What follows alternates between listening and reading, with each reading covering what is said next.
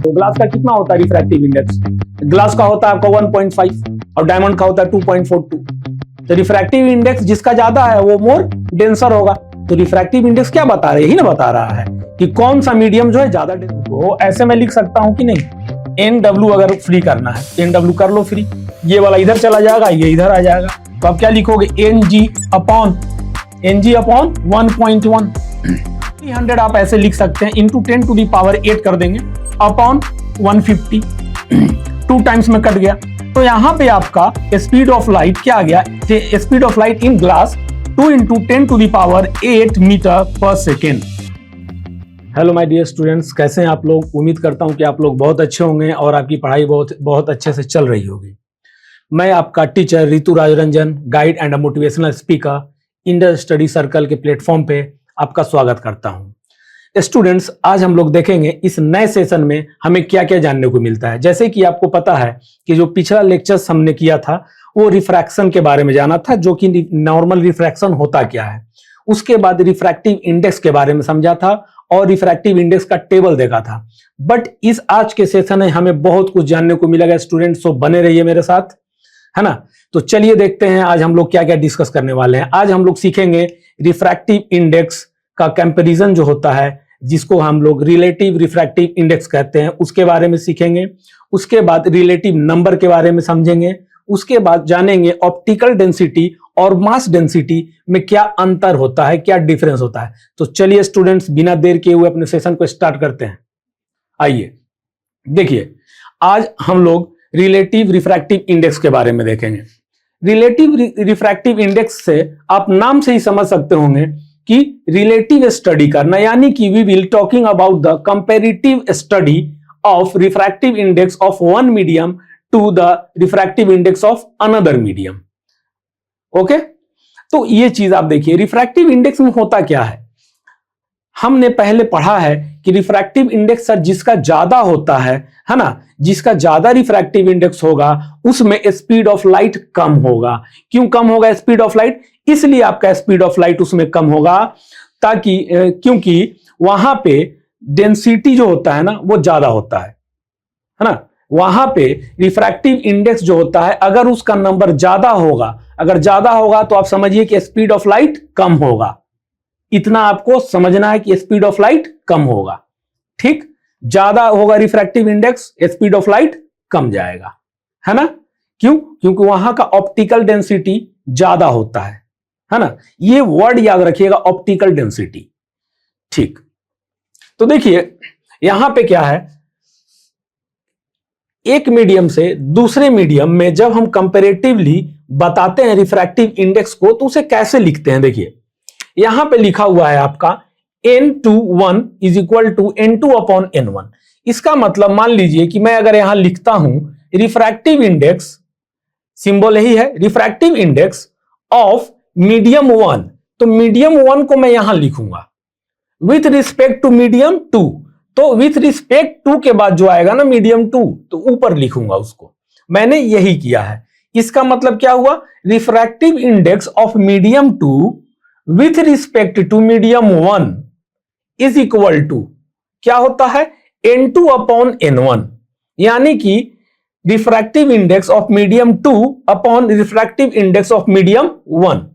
तो आपको याद रखना होगा कि नीचे जो 2 है ना, उसको यहां इक्वल टू के बाद ऊपर में रखते हैं, फिर जिससे कंपेयर करते हैं उसको नीचे रखते हैं। ये ट्रिक आप याद रखिएगा इस तरीके से, है ना। आपको ये याद रखना होगा। तो यहां पे क्या हो गया? N2 refractive index of 2 with respect to 1 is equal to refractive index of medium 2 upon refractive index of medium 1। ठीक, बात समझ में आ रही है आपको? ओके, इसी को हम बोलते हैं, इसी को अगर मैं बोल दूं तो इसी को कहूंगा रिलेटिव रिफ्रैक्टिव इंडेक्स। अब देख रहे हैं ना कि रिलेशन में मैं बात कर रहा हूं, विथ रिस्पेक्ट टू 2 बात कर रहा हूं, मीडियम 1 विथ रिस्पेक्ट टू 2 बात कर रहा हूं। ठीक, और एक मैं एग्जांपल लेता हूं, जैसे मान लो कि मैं एग्जांपल लेता हूं ग्लास और वाटर का, है ना। यहां पे देखिए वाटर और ग्लास का मैं अगर एग्जांपल लेता हूं, उसमें देखिए refractive index of glass with respect to water. Refractive index of glass with respect to water is equal to refractive index of glass upon refractive index of water. ठीक, ये समझ में आ गया आपको? तो ये भी इंपॉर्टेंट है ना, इसको आप अंडरलाइन कर लेंगे।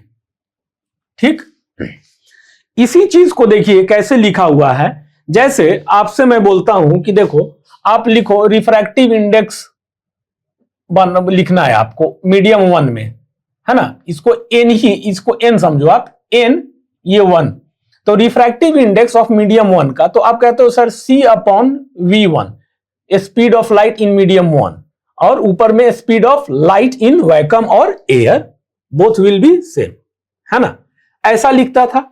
तो यहां पे आप देखिए, यहां पे refractive index of medium 2 with respect to medium 1, तो क्या होता है N2/N1।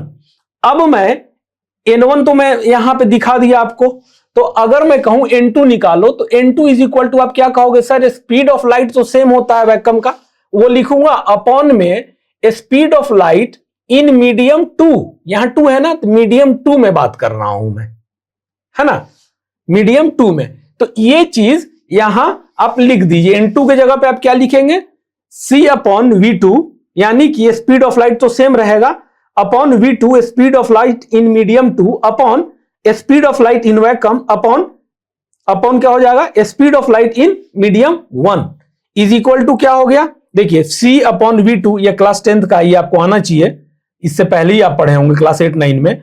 अब नीचे वाले को जब ऊपर ले जाए मल्टीप्लीकेशन में क्या होता है, उसको उलट देते हैं, तो C/V2, तो अगर इनटू करना है तो V1/C, तो C कैंसिल हो जाए। क्यों होगा पूछोगे, इसलिए कैंसिल होगा कि स्पीड ऑफ लाइट है इन वैक्यूम, तो सबके लिए तो सेम होता है, this is not going to change anyway, है ना, तो C कैंसिल आउट हो गया आपका, तो V1/V2।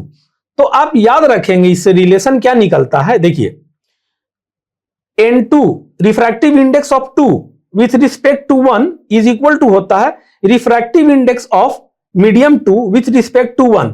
फिर ऐसा कट कुट करके आपने V1/V2 लाया, तो N2/N1 इज इक्वल टू क्या होता है, V1/V2, यानी कि रिफ्रैक्टिव इंडेक्स स्पीड का उल्टा हो रहा है। देखिए रिफ्रैक्टिव इंडेक्स है ना 2 का अपॉन 1 में, है ना, अपॉन 1, यहां पे speed of light in medium 1 upon speed of light in medium 2। देखिए ये दोनों अपोजिट हो गया ना, तो ये चीज क्या करना है, you will have to keep in mind. ठीक, ये समझ गया कैसे लिखना है, फिर ये समझ गए आप। अब यहां देखिए मैं क्या लिखता हूं, refractive index of 1 medium 1 with respect to 2, इसको ऐसे पढ़ते हैं। ये आपसे अगर कोई पूछे N1 2 ऊपर में, तो refractive index of medium 1 with respect to refractive index of medium 2, इस तरह से यू विल रीड। तो मैं कह सकता हूं ना रिफ्रैक्टिव इंडेक्स ऑफ 1 और 2, तो ये में देखिए यहां पे 2 था तो इंडेक्स में 2 आया, फिर यहां वाला 1 नीचे में आ गया। ठीक, और मैं कहूं स्पीड में आप इसका रिलेशन लिखिए, तो आप ये सब करके, ये सब को आप मान लीजिए अभी नहीं करना है ना, इसको ऐसे कर दीजिए। तो यहां से देखिए अब आप क्या करते हैं, तो आप स्पीड जानते हैं उल्टा हो जाता है, तो N2 कहते हैं V1/V2। और अब बात करता हूं मैं refractive index of medium 1 with respect to 2, तो सबसे पहला काम, अगर आप ऐसे छिपा लो इसको, आप मान लो कि V2/V1 नहीं है, मान लो, तो आप कैसे लिखोगे, देखो मैं यहां लिख के दिखाता हूं आपको। रिफ्रैक्टिव इंडेक्स जो हो गया ना, किस में लिखना है मुझे, 1 में विथ रिस्पेक्ट टू 2, यही लिखना है ना। तो आप देखिए क्या लिखता हूं मैं, रिफ्रैक्टिव इंडेक्स जो नीचे में है इसको यहां लिखूंगा, अपॉन में विथ रिस्पेक्ट टू 2 है मीडियम का, तो रिफ्रैक्टिव इंडेक्स ऑफ 2। अब देखिए N1/N2 में लिख दिया, तो मैं क्या जानता हूं कि अगर स्पीड का रिलेशन लिखूंगा, स्पीड ऑफ लाइट का, तो उल्टा हो जाना चाहिए। यानी कि देखिए V1/N1/N2 है, तो V2/V1 होना चाहिए ना, यहां पे क्या होना चाहिए, V2/V1। देखिए है क्या, देखिए यहां पे है V2/V1, और यहां पे देखिए ये चेंज था ना, refractive index of medium 2 with respect 1, है ना, तो V1/V2 था। तो ये चीज है, you will have to kept in mind. आपको ये 2-4 बार लिखोगे, खुद से डिराइव करोगे तो आ जाएगा ये चीज, है ना, मोस्ट इंपॉर्टेंट। अब देखिए, जैसे अब तो मैं बात कर लिया मीडियम 1 मीडियम 2, अगर कोई ऐसा दे दे कि we will have to talk in air water glass, medium का मेंशन कर दे, किस तरह का medium we will have to take. तो यहां पे देखिए, refractive index of water, refractive index of water with respect to air, है ना, refractive index of water with respect to air. तो कैसे लिखेंगे, मैंने अभी बताया आपको। तो रिफ्रैक्टिव इंडेक्स ऑफ वाटर ये वाला यहां लिखेंगे, upon refractive index of air यहां पे लिखेंगे, ठीक। तो अब देखिए यहां पे NW, तो यहां पे जैसा मैं किया हूं डायरेक्ट में लिख दिया यहां पे ना, डायरेक्ट में लिख दिया, लेकिन मैं अगर आपको समझाऊं कि कैसे आया होगा 4/3, है ना, इसका देखिए NW यानी कि refractive index of W water का, तो आप कहोगे C/VW। तो ऐसा होता होगा 3 × 10⁸ मीटर पर second upon speed of light in water. Speed of light in water क्या होता है, तो अगर आप इस तरह से डिवाइड करोगे 2 तो 1.5 समथिंग आएगा, है ना, यही होता है इसका 2. हाँ, मतलब जो भी वैल्यू हो आप उसको देखना, वाटर का speed of light in water क्या होता है, तो वो करोगे तो इस तरह का आपके पास आ जाएगा, है ना। तो स्पीड ऑफ लाइट C/V, तो NW upon refractive index of water upon refractive index of air, है ना। तो वाटर का कैसे निकालेंगे हम, ये देखिए जैसे यहां पे C अपॉन किया ना, उसी तरीके से यहां पे करेंगे। क्या करेंगे, 4/3 यानी कि 4/3 इंटू, देखिए रिफ्रैक्टिव यहां पे जो है ना NW रिफ्रैक्टिव इंडेक्स जो है वाटर का, तो वाटर का रिफ्रैक्टिव इंडेक्स हमें क्या है मालूम है, कितना होता है 1.33 होता है, तो उसी के जगह पे 4/3 किया है, ये नहीं कीजिएगा आप, है ना। ऐसे भी करोगे तो आएगा, ऐसा नहीं है कि नहीं आएगा, यहां से भी आएगा देखो, बट इतना नहीं करना है, आपको याद रखना होगा, आपको याद रहेगा तो हो जाएगा। जैसे यहां पे क्या है 3 × 10⁸ मीटर पर सेकेंड होता है upon 2.2 speed of light in water, इतना इंटू 10⁸ मीटर पर सेकेंड, कैंसिल आउट करोगे इंटू 10 आ जाएगा, तो 30/22, है ना। तो 22 और 30 डिवाइड करोगे तो 1 टाइम्स 1.33 आएगा, कुछ देख लेता हूं मैं, 20 चौके 80 नहीं जाएगा, 82 हो जाएगा, तो 3 बार में जाएगा, है ना, तो 66। हाँ, तो फिर 4 बचेगा, फिर आपको जाएगा 3, 63, 1.3 आप लीजिए। तो देखिए, तो होता क्या है, NW जो आया ना आपका, NW 1.3 होता है, ये रिफ्रैक्टिव इंडेक्स है, आपके कॉपी में दिया हुआ होगा, जो रिफ्रैक्टिव इंडेक्स का मैंने टेबल लिखा है ना, उसमें ये गिवन होगा, है ना। रिफ्रैक्टिव इंडेक्स ऑफ वाटर 1.33 होता है ऐसा, ठीक। तो मैं 1.33 के जगह पे मैं क्या कर दिया 4/3 कर दिया। तो आप ऐसे भी ला सकते हो या डायरेक्ट लिख सकते हो अगर याद हो तो, अगर याद नहीं है then you will have to go for this, अगर याद है तो डायरेक्ट आप लिख दो। तो यहां पे मैं देखिए 1.33 होना चाहिए था, तो मैं उसको क्या कर दिया 4/3 में लिख दिया, ठीक।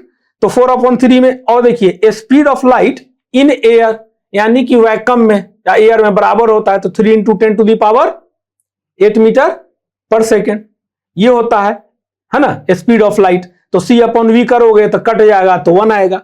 तो आप ऐसे भी जा सकते हो इसमें, या डायरेक्ट आप यहां लिख सकते हो, अगर चाहो तो यहां पे क्या कर दोगे आप, NW है ना, तो C/VW कर दो, अपॉन फिर रिफ्रैक्टिव इंडेक्स ऑफ एयर है ना, तो C/ refractive speed of light in air कर दो, ये हो गया। तो C कैंसिल आउट हो जाएगा आपके पास ना, तो क्या बनेगा, बचेगा आपके पास, देखिए ये कैंसिल आउट हो जाएगा, तो आपके पास बचेगा, उल्टा जाएगा, तो V एयर आपके पास बचेगा, ये कैंसिल है ना, तो VW/V एयर ऐसा बचेगा। तो यही है, या तो ऐसे करके कर दो या तो आप डायरेक्ट लिख दो। तो यहां पे 4/3 डिवाइडेड बाई 1 हो जाएगा। यहां पे इसका डायरेक्ट आप लिख दो, और यहां पे मैं पूरा डिटेल में बता दिया हूं, या तो डायरेक्ट या तो यहां से। ठीक, तो 1.33 आ गया आपके पास, इसको आप याद रखिएगा। ठीक है, चलिए अब आगे हम देखते हैं। आगे में क्या है कि रिफ्रैक्टिव इंडेक्स जो होता है वाटर और ग्लास का, वो हम लोग देखते हैं। ठीक, चलिए तो देखिए यहां पे क्या है कि एयर, वाटर और ग्लास है। ठीक, एयर, वाटर और ग्लास, तो Ng/Nw वही चीज जो है उसी को लिखा हुआ है 3/2। देखिए रिफ्रैक्टिव इंडेक्स ऑफ ग्लास क्या होता है, 1.5 होता है ना रिफ्रैक्टिव इंडेक्स ऑफ ग्लास। तो रिफ्रैक्टिव इंडेक्स ऑफ ग्लास 1.5 होता है। चाहो तो उस मेथड से भी आप यहां पे बना सकते हो, बट अगर आपको याद है तो 3/2 लिख दो 1.5 के जगह पे। और रिफ्रैक्टिव इंडेक्स ऑफ वाटर जो होता है 1.33 होता है, यहां पे भी देखा हमने, तो उसको 4/3 कर दिया। कट कुट करके हमने 9/8 लाया, इज इक्वल टू 1.12 आया, है ना। तो मैं क्या लिखूंगा यहां पे समझिएगा, ये जो है n, देखिए ये जो है हमारे पास Ng refractive index of glass with respect to refractive index of water upon में, तो आया आपके पास ये, यहां पे समझिएगा इसको, ये आया है ना, ये वाला इज इक्वल टू 1.1 आ रहा है, कट कुट करके 2 लिख दो चाहे 1.12। तो इसका मतलब क्या हुआ, जब Ng को आप फ्री करोगे तो Nw चला जाएगा उधर, इसके साथ ये भी एक रिलेशन बन जाएगा, है ना। ठीक, तो देखिए 1.1 जो आया है ना, ये क्या बताता है कि 1.1 जो है वो रिलेशन बताता है between refractive index of glass with respect to refractive index of water, है ना। 1.1 क्या बताता है कि रिलेशन है, कितना टाइम्स रिफ्रैक्टिव नंबर के बारे में, है ना, उसके बारे में और देखेंगे हम लोग आगे। ठीक, ये चीज आप जान लो कि ये दोनों क्या बता रहा है। 1.1 shows the relation between refractive index of glass and refractive index of water, है ना, ये बता रहा है। और देखिए इसके साथ साथ refractive index shows that which medium is more denser। अब रिफ्रैक्टिव इंडेक्स जो है वो बताता है कौन सा मीडियम ज्यादा डेंसर है। रिफ्रैक्टिव इंडेक्स क्या बताता है, अगर मैं दूं 2.42 रिफ्रैक्टिव इंडेक्स, तो आप क्या कहोगे कि सर वो मोर डेंसर है। तो पूछोगे ना किसके कंपैरिजन में आप बोल रहे हैं, तो मैं बोला कि चलो रिफ्रैक्टिव इंडेक्स ऑफ आप ग्लास ले लो, ग्लास का कितना होता है रिफ्रैक्टिव इंडेक्स, ग्लास का होता है आपका 1.5 और डायमंड का होता है 2.42। तो रिफ्रैक्टिव इंडेक्स जिसका ज्यादा है वो मोर डेंसर होगा। तो रिफ्रैक्टिव इंडेक्स क्या बता रहे, यही ना बता रहा है कि कौन सा मीडियम जो है ज्यादा डेंसर है, which is more denser. Get it, समझ रहे हैं आप, है ना, समझ में आ रही है ना, ये चीज है। 1.1 सोच करता है रिलेशन को refractive index of glass with water, ये समझ में आया। और रिफ्रैक्टिव इंडेक्स जो है वो शो करता है, रिफ्रैक्टिव इंडेक्स जो है वो शो करता है कि कौन सा मीडियम मोर डेंसर है या कौन सा मीडियम मोर रेयरर है। रिफ्रैक्टिव इंडेक्स से ही तो हम लोग जानते हैं, जो कि टेबल में गिवन है। ठीक, चलिए ये चीज समझ गए हम लोग, नोट डाउन कीजिएगा इसको। अब आगे देखते हैं हम लोग रिफ्रैक्टिव नंबर। ठीक है स्टूडेंट्स, चलिए आगे देखते हैं रिफ्रैक्टिव नंबर के बारे में। रिफ्रैक्टिव नंबर देखिए क्या है लिखा हुआ, it shows that how much one medium is greater और lesser than the other medium, है ना। देखिए it shows that how much one medium is greater और lesser than the other medium. देखिए रिफ्रैक्टिव नंबर क्या बताता है कि एक मीडियम दूसरे मीडियम से कितना ज्यादा है या कितना कम है। जैसे आप यहां देख रहे होंगे refractive index of glass upon refractive index of water. ठीक, तो यहां पे इज इक्वल टू क्या आ रहा है, 1 आ रहा है ना, ये 1.1 आ रहा है। अब इसको एक चीज समझिएगा, यहां बहुत इंपॉर्टेंट है। Ng को मैं लिखूं ऐसा 1.1 Nw, ये वाला यहां चला जाएगा, लिख सकता हूं ना। ठीक, आप कहोगे यस सर लिख सकते हैं, वेरी गुड। देखिए तो रिफ्रैक्टिव इंडेक्स ऑफ ग्लास जो हो गया 1.1 टाइम्स ग्रेटर हो गया कि नहीं हो गया। यहां पे समझिएगा, रिफ्रैक्टिव इंडेक्स है ना of glass is 1.1 times greater than refractive index of water, है ना। मैं चाहता ये चीज वहां बताता, बट रिफ्रैक्टिव नंबर क्या होता है पहले वो जान लो, उसके बाद ये समझोगे, ज्यादा बेहतर समझ पाओगे, है ना। तो देखिए 1.1 टाइम्स, तो रिफ्रैक्टिव इंडेक्स ऑफ ग्लास जो है 1.1 टाइम्स ग्रेटर है रिफ्रैक्टिव इंडेक्स ऑफ वाटर से। अगर मैं ऐसा उल्टा कह दूं, इसका वाइस वर्सा, कि refractive index of glass water is 1.1 times lesser than refractive index of glass. क्योंकि देखिए अगर मैं इसको फ्री कर दूं ऐसे, एन देखिए एन जी फ्री हुआ है, एन डब्ल्यू को अगर करना है तो एन डब्ल्यू के जगह पे यहां पे मैं कर दूं इसको, एन डब्ल्यू को ऐसे मैं लिख सकता हूं कि नहीं, एन डब्ल्यू अगर फ्री करना है तो एन डब्ल्यू कर लो फ्री, ये वाला इधर चला जाएगा, ये इधर आ जाएगा, तो आप क्या लिखोगे, एन जी अपॉन 1.1 यानी कि 1/1.1 इंटू एन जी, है ना। तो देखिए ये क्या हो गया, एन डब्ल्यू जो है एन जी का रिफ्रैक्टिव इंडेक्स ऑफ ग्लास का जितना भी वैल्यू आएगा उससे 1.1 से डिवाइड करना पड़ेगा, तो वैल्यू इसका कम आएगा कि नहीं आ गया, रिफ्रैक्टिव इंडेक्स ऑफ ग्लास का। अगर मैं ऐसे कहूं इसको देख के कि refractive index of water is 1.1 times lesser than refractive index of glass, होगा ही ना। मान लीजिए रिफ्रैक्टिव इंडेक्स ऑफ ग्लास आ गया, मान लीजिए कि 4.4 आ रहा है, मान लेते हैं ग्लास का, तो देखिए मान लिया कि एन जी का वैल्यू तो आप रख दो यहां, एन डब्ल्यू फाइंड आउट करो यहां से आप, एन डब्ल्यू तो क्या हो जाएगा, मान लिया कि 4.4 है एन जी, तो 4.4 अपॉन 1.1 कैंसिल आउट कर दोगे तो 4 टाइम्स में, है ना, कितना 4 टाइम्स में आ रहा है, तो एन डब्ल्यू जो हो गया 4 आ रहा है आपका, आ रहा है कि नहीं आ रहा है, और ये हो गया आपका N G refractive index of glass, कौन ज्यादा है, तो ग्लास का। देखिए यहां पे, यानी कि अगर मैं कहूं कि एन डब्ल्यू जो है वो छोटा है तो ये बड़ा है, वही चीज यहां पे है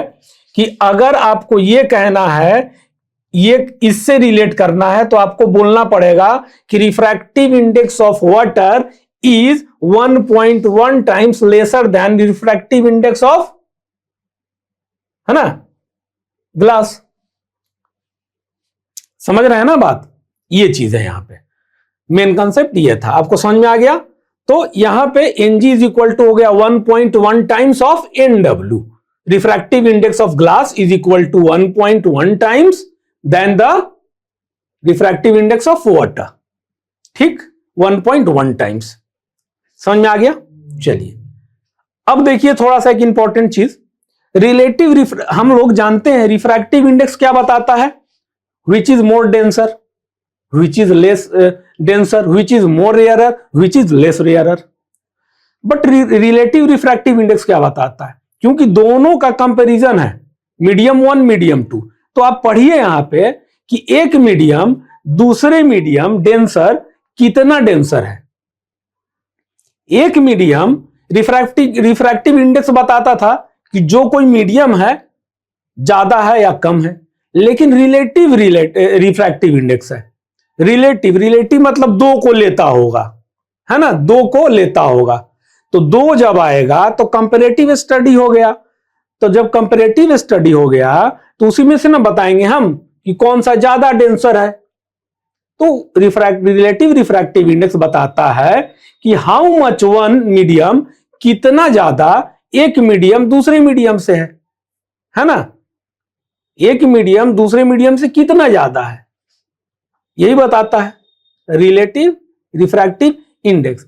इसमें देखिए ये भी एक क्या है, रिलेटिव रिफ्रैक्टिव इंडेक्स का ही है ना, तो 1.1 टाइम्स, तो मैं कहूं कि रिलेटिव स्टडी में refractive index of glass is 1.1 times more denser then relative refractive index of water. तो वही चीज है कि जब कंपैरेटिव स्टडी आ गया एक मीडियम से दूसरे मीडियम में, तो वहां रिलेटिव स्टडी है। तो रिलेटिव रिफ्रैक्टिव इंडेक्स जो है वो बताता है कि कितना ज्यादा डेंसर है या कितना कम डेंसर है। ठीक है, ये चीज आपको समझ में आ गया ना, बात समझ में आ रही है? ठीक है, तो ये चीज हमने देखा। अब एक कंसेप्ट और है जो कि अब देखते हैं हम लोग। ठीक है स्टूडेंट्स, चलिए आगे देखते हैं। आगे हम क्या देखेंगे? ऑप्टिकल डेंसिटी और मास डेंसिटी में अंतर को समझेंगे, है ना। चलिए देखिए, ऑप्टिकल डेंसर मीडियम में not possesses greater mass density. दोनों चीजें बिल्कुल अलग हैं। क्या है? ऑप्टिकल डेंसिटी या और मास डेंसिटी। यहां पे लिखिए ऑप्टिकल डेंसिटी और मास डेंसिटी, है ना।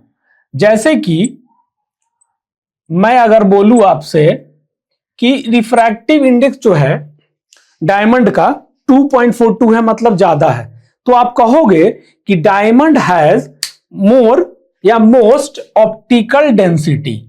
डायमंड हैज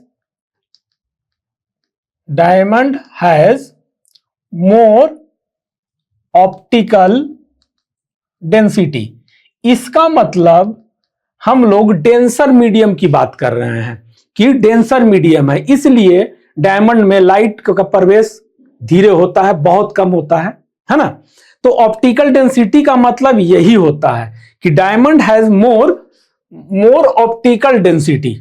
इसको मास डेंसिटी मत समझ लीजिएगा। कोई जरूरी नहीं है कि जिसका ऑप्टिकल डेंसिटी यानी कि वो मीडियम अगर बहुत ज्यादा हो तो उसका मास डेंसिटी भी सेम हो। Mass density and optical density both are different. इसलिए मैं इसको बता रहा हूं कि दिस इज मोस्ट इंपॉर्टेंट, क्योंकि इसमें दिक्कत क्या होता है कि सबसे बड़ा चीज है कि स्टूडेंट कंफ्यूज होते हैं इसमें कि सर मास डेंसिटी का बात आ रहा है, यहां ऑप्टिकल। हाँ, ऑप्टिकल डेंसिटी अलग चीज है, मास डेंसिटी अलग चीज है। एग्जाम्पल में देखिए क्या कह रहा है फिर कि ऑप्टिकल, देखिए ऑप्टिकल डेंसर मीडियम जिसका होता है, ऑप्टिकल डेंसिटी मतलब डेंसर मीडियम की बात कर रहा है। ऑप्टिकल डेंसिटी मतलब ऑप्टिकल से याद रखिएगा ना, चश्मा को ही ऑप्टिकल कहते हैं, ऑप्टिक्स। तो अगर ऑप्टिकल के साथ डेंसिटी लगा दिया यानी कि डेंसर मीडियम की बात कर रहा है, क्योंकि लाइट चैप्टर में हम पढ़ते हैं उसको, है ना, ऐसे रिलेट कर लेंगे आप। और मास डेंसिटी आ जाएगा, अच्छा मास से भारी होना चाहिए, कोई जरूरी है नहीं, तो उसको आप कट कर देंगे। तो इससे आप याद रखेंगे कि ऑप्टिकल डेंसर मीडियम में not possesses greater mass density. कोई जरूरी नहीं है कि जिसका डेंसर मीडियम है उसका मास डेंसिटी भी ज्यादा हो। जैसे इन्होंने एग्जांपल है दिया हुआ, kerosene oil having higher refractive index. जैसे मैंने डायमंड लिया वैसे इन्होंने किरोसिन ऑयल का एग्जांपल लिया कि किरोसिन ऑयल का रिफ्रैक्टिव इंडेक्स ज्यादा है। इसका मतलब कह रहा है कि ऑप्टिकल डेंसिटी डेंसर है, मींस इज ऑप्टिकली डेंसर, वो ऑप्टिकली डेंसर यानी कि डेंसर मीडियम ज्यादा है वो। देन वाटर से कंपेयर में इन्होंने कहा कि ज्यादा है, क्योंकि रिफ्रैक्टिव इंडेक्स किरोसिन ऑयल का ज्यादा है इसलिए। लेकिन although its mass density is less than water, जबकि किरोसिन ऑयल का जो है मास डेंसिटी वाटर से कम है। इसका मतलब आप क्या रिजल्ट निकालते हो कि अगर ऑप्टिकल डेंसिटी किस पे निर्भर करता है? रिफ्रैक्टिव इंडेक्स पे। रिफ्रैक्टिव इंडेक्स ज्यादा तो ऑप्टिकल डेंसिटी ज्यादा, यानी कि डेंसर मीडियम ज्यादा। हाँ, तो कोई जरूरी नहीं है कि उसका मास डेंसिटी भी ज्यादा होगा। तो जैसा we have taken the example of diamond, he has taken an example with kerosene oil. तो ये चीज है कि किरोसिन ऑयल का रिफ्रैक्टिव इंडेक्स ज्यादा है, इसीलिए ऑप्टिकली डेंसर होगा, यानी कि रिफ्रैक्टिव इंडेक्स ज्यादा होने के कारण ये डेंसर ज्यादा होगा। और डेंसर ज्यादा है तो इसका मतलब ये नहीं होगा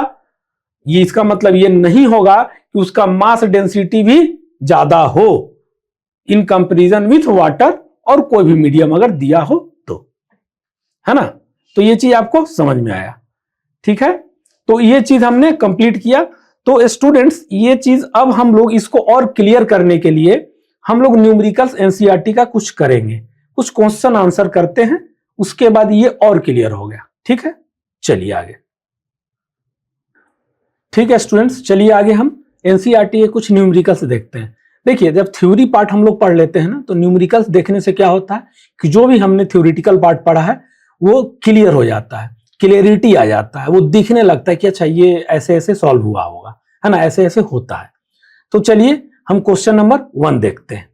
देखिए क्वेश्चन 1 कह रहा है light enters from air to glass. Light जो है वो इंटर करता है एयर से ग्लास में, जिसका रिफ्रैक्टिव इंडेक्स 1.50 दिया हुआ है। What is the speed of light? तो आपको पूछा है कि स्पीड ऑफ लाइट क्या होगा ग्लास में, है ना, और स्पीड ऑफ लाइट वैक्यूम दे दिया गया है 3 × 10⁸ मीटर पर सेकेंड। ठीक, क्वेश्चन समझ में आ गया। सो इजी क्वेश्चन है, इसमें ज्यादा परेशानी नहीं है। चलिए अब इसका सॉल्यूशन देखते हैं। देखिए सॉल्यूशन है कि n जो है रिफ्रैक्टिव इंडेक्स जो है एयर टू ग्लास मीडियम का गिवन है, तो क्या हो गया यहां पे 1.50 है। सी आपको पता है स्पीड ऑफ लाइट होता है वैक्यूम में, जो कि अंडरस्टूड है आपको, वैक्यूम है एयर दोनों में सेम होता है 3 × 10⁸ मीटर पर सेकेंड। वीजी क्या है? Speed of light in glass. In glass हम इसलिए लेंगे क्योंकि यहां मीडियम गिवन है, अगर नहीं गिवन होता तो हम ये फॉर्मूला लिखते हैं n = c/v। v speed of light in that medium, जिस मीडियम में बात कर रहा है क्वेश्चन इसमें बात कर रहा है कि find out speed of light in medium, glass medium में, है ना। तो इसलिए यहां पे हम फॉर्मूला फिर लिखे n = c/vg, यानी कि speed of light in glass medium. अब देखिए 1.50 गिवन था, refractive index is equal to speed of light in vacuum और एयर पता है आपको 3 × 10⁸ मीटर पर सेकेंड, और यहां गिवन भी है, दे भी दिया गया है, अपॉन वीजी। तो वीजी आप फाइंड आउट करेंगे तो 3 × 10⁸, ये वाला यहां चला गया और 1.50 यहां आ गया। तो अब देखिए यहां पे अब क्या करेंगे, ये पॉइंट हटाएंगे तो 100 आ जाएगा ना। ठीक, तो अब देखिए 300 आप ऐसे लिख सकते हैं, इंटू 10⁸ कर देंगे अपॉन 150, 2 टाइम्स में कट गया। तो यहां पे आपका स्पीड ऑफ लाइट क्या आ गया, speed of light in glass 2 × 10⁸ metre पर सेकेंड, है ना। यही था क्वेश्चन, ये हमारा आंसर हो गया, है ना। Speed of light in glass कुछ नहीं था, है ना। समझ में आ गया आपको? ठीक, देखिए क्लियर समझ में आना चाहिए, है ना। तो अब चलिए हम लोग नेक्स्ट क्वेश्चन देखते हैं। ठीक है स्टूडेंट्स, अब चलिए क्वेश्चन नंबर 2 देखते हैं। देखिए क्वेश्चन नंबर 2 क्या कह रहा है, find out from the table. Table का मतलब जो मैंने आपको रिफ्रैक्टिव इंडेक्स का टेबल बताया है ना, उसको देख के बताना है, इसका जवाब देना है। The medium having highest optical density, कौन सा मीडियम का सबसे ज्यादा ऑप्टिकल डेंसिटी होगा, इसको भी मैं बताया हूं, ऑप्टिकल डेंसिटी और मास डेंसिटी में अंतर। ठीक, also find the medium with lowest optical density, और यह भी बताना है कि सबसे मिनिमम, सबसे कम लोएस्ट डेंसिटी ऑप्टिकल डेंसिटी किसका होता है। ठीक है, चलिए इसका सॉल्यूशन देखिए आप। सॉल्यूशन है हाईएस्ट ऑप्टिकल डेंसिटी किसका होता है, डायमंड का। कैसे पता? तो आप बोलोगे कि सर रिफ्रैक्टिव इंडेक्स ज्यादा है, आपने बताया था कि जिसका रिफ्रैक्टिव इंडेक्स ज्यादा होता है वो ज्यादा डेंसर होता है। ज्यादा डेंसर का मतलब क्या होता है, जिसका ऑप्टिकल डेंसिटी ज्यादा हो। क्या हो? जिसका ऑप्टिकल डेंसिटी ज्यादा हो, है ना। डायमंड का कितना होता है, 2.42 रिफ्रैक्टिव इंडेक्स, है ना। तो ये सबसे ज्यादा हमारे टेबल के अनुसार सबसे हाईएस्ट ऑप्टिकल डेंसिटी किसका होगा, डायमंड का, क्योंकि रिफ्रैक्टिव इंडेक्स ज्यादा है। रिफ्रैक्टिव इंडेक्स ज्यादा होता है तो मोर डेंसर होता है, ऑप्टिकल डेंसिटी उसका ज्यादा होता है। ठीक, चलिए अब नेक्स्ट देखिए, इसमें लोएस्ट ऑप्टिकल डेंसिटी, लोएस्ट मतलब सबसे कम ऑप्टिकल डेंसिटी, एयर, है ना। क्यों? रिफ्रैक्टिव इंडेक्स टेबल देखेंगे तो एयर का बहुत कम होता है ना। तो उससे हम क्या कहते हैं कि ऑप्टिकल डेंसिटी एयर का बहुत कम है, मतलब कि स्पीड ऑफ लाइट एयर में ज्यादा है, होगा, स्पीड ऑफ लाइट एयर में ज्यादा होगा। यानी कि लोएस्ट ऑप्टिकल डेंसिटी जो होता है एयर का क्या होता है, 1 होता है ना। तो देखिए optical density means denser, optical density denser ज्यादा है, यानी कि ऑप्टिकल डेंसिटी भी ज्यादा होगा, और ऑप्टिकल डेंसिटी ज्यादा होगा तो स्पीड ऑफ लाइट मिनिमम होगा। डायमंड का डेंसर ज्यादा है, ऑप्टिकल डेंसिटी ज्यादा है, स्पीड ऑफ लाइट कम होगा। ठीक, लोएस्ट ऑप्टिकल डेंसिटी, लोएस्ट मतलब कम डेंसर है एयर, तो लोएस्ट डेंसिटी इसका कम होगा। लोएस्ट डेंसिटी जब कम होगा तो स्पीड ऑफ लाइट ज्यादा होगा, इसलिए एयर और वैक्यूम में speed of light 3 into 10 to the power 8 होता है। ठीक, समझ में आया है ना? कुछ नहीं था, जो हम लोग को थ्योरी की है उसी का ये प्रैक्टिकल है, यानी कि न्यूमेरिकल्स चल रही है। ठीक है स्टूडेंट्स, चलिए अब नेक्स्ट क्वेश्चन देखते हैं।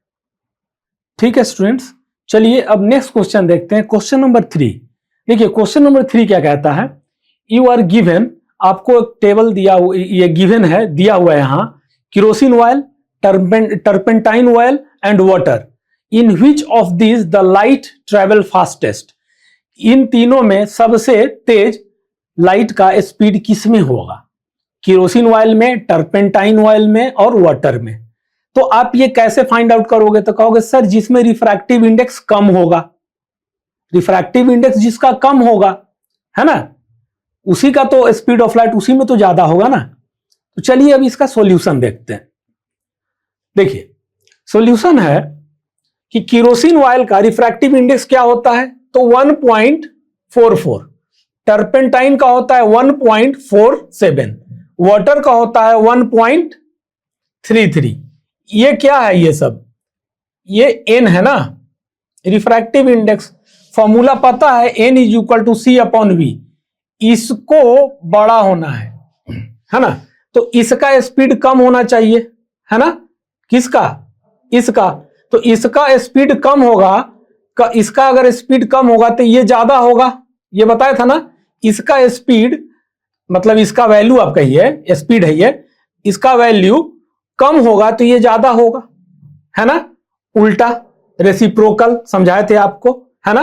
तो जो भी स्टूडेंट नए अगर जुड़े हो तो जरूर से पिछले लेक्चर्स को जरूर देखें और यहां तक आए, इंटीग्रेटेड स्टडी करें। क्यों? क्योंकि लिंक जो है ये क्योंकि इसमें जो है आपको चीजें समझने में आसानी होगी, और लिंक जो है डिस्क्रिप्शन में दिया गया है, ठीक, वहां जाकर के जरूर देखें। चलिए अब क्या है कि यहां पे रिफ्रैक्टिव इंडेक्स जिसका कम होगा, क्वेश्चन क्या कह रहा है कि in which of this the light travel fastest. Light सबसे तेज किस में होता है, तो एयर में होता है या वैक्यूम में होता है, ये पता है, तो उसका रिफ्रैक्टिव इंडेक्स 1 होता था, यानी कि उल्टा होता है। रिफ्रैक्टिव इंडेक्स अगर ज्यादा तो स्पीड ऑफ लाइट कम, रिफ्रैक्टिव इंडेक्स कम तो स्पीड ऑफ लाइट ज्यादा। क्वेश्चन कह रहा है कि स्पीड ऑफ लाइट किस में, जो गिवन है इस तीनों में, किस में ज्यादा है ना, स्पीड ऑफ लाइट। तो स्पीड ऑफ लाइट ज्यादा है, मींस रिफ्रैक्टिव इंडेक्स कम होना चाहिए। किसका है कम? तो हमारे पास ये है कम। तो आप लिखोगे water has minimum refractive index, so speed of light in water is maximum, है ना। सबसे कम स्पीड ऑफ लाइट किस में होगा गिवन में, तीनों में? तो कहोगे सर जिसमें सबसे ज्यादा रिफ्रैक्टिव इंडेक्स होगा, जिसका, तो 1.47 सबसे ज्यादा है रिफ्रैक्टिव इंडेक्स टर्पेंटाइन ऑयल का, तो उसमें स्पीड ऑफ लाइट सबसे कम होगा। क्वेश्चन पूछा था सबसे ज्यादा, हमने बता दिया कि वाटर हैज। ओके, ये समझ में आया स्टूडेंट्स, है ना। चलिए अब नेक्स्ट क्वेश्चन देखते हैं। ठीक है स्टूडेंट्स, अब चलिए नेक्स्ट क्वेश्चन देखते हैं। देखिए क्वेश्चन नंबर 4 क्या है हमारे पास। क्वेश्चन नंबर 4 कहता है refractive index of diamond is 2.42। Refractive index diamond का 2.42 गिवन है। What is the meaning of this statement? मतलब इस स्टेटमेंट का मतलब क्या हुआ, मीनिंग क्या हुआ? ठीक, तो एक चीज बताइए आप, डायमंड का अगर कोई रिफ्रैक्टिव इंडेक्स 2.42 कह रहा है ना, तो आपको पता है कि अकॉर्डिंग टू योर टेबल आप पढ़े हैं कि रिफ्रैक्टिव इंडेक्स उस टेबल में डायमंड का बहुत ज्यादा है। तो जब रिफ्रैक्टिव इंडेक्स ज्यादा है तो वो ज्यादा डेंसर होगा, और ज्यादा डेंसर यानी कि ऑप्टिकल डेंसिटी ज्यादा होगा। ऑप्टिकल डेंसिटी ज्यादा होगा तो स्पीड ऑफ लाइट मिनिमम होगा उसमें। यही सारी चीजें आप समझे हैं, है ना। तो चलिए इसका सॉल्यूशन देखते हैं। देखिए सॉल्यूशन है refractive index of diamond is 2.42। Refractive index आपका क्या है 2.42 है ना, ये है। इसका मतलब ये हुआ कि speed of light is minimum, speed of light जो है, speed of light is minimum, बहुत कम है इन डायमंड। और क्यों है, क्योंकि डायमंड का रिफ्रैक्टिव इंडेक्स ज्यादा है। जो हमारे पास टेबल था उसमें टेबल के अनुसार 2.42 सबसे ज्यादा था, हाईएस्ट रिफ्रैक्टिव इंडेक्स था। तो जब रिफ्रैक्टिव इंडेक्स बहुत ज्यादा है तो स्पीड ऑफ लाइट कम होगा, है ना। ये सारी चीजें आपको आती हैं। और जो भी नए बच्चे जुड़े हों तो उनसे रिक्वेस्ट है कि लिंक जो है डिस्क्रिप्शन में दिया गया है, वहां जाएं और इंटीग्रेटेड स्टडी करें, वहां से यहां तक आए पढ़ के, तो आपको बहुत अच्छा समझ में आएगा। ठीक है स्टूडेंट्स, तो आज देखिए हमने क्या क्या देखा। हमने रिलेटिव रिफ्रैक्टिव इंडेक्स देखा, उसके बारे में समझा। दूसरा हमने क्या समझा, दूसरा हमने देखा कि रिफ्रैक्टिव नंबर क्या होता है, उसके बारे में समझा। तीसरा हमने समझा ऑप्टिकल डेंसिटी और मास डेंसिटी दोनों सेम नहीं है, क्या अंतर है उसको समझा। और इन सारी चीजों को समझने के बाद हमने लास्ट में न्यूमेरिकल्स को किया था, एनसीईआरटी का किया, ताकि वो मोर क्लियरिटी आए, है ना। तो ये सारी चीजें हमने आज सेशन में कंप्लीट किया। ठीक है स्टूडेंट्स, तो do the practice as you can. Meet you soon in the next lecture. तब तक के लिए जय हिंद।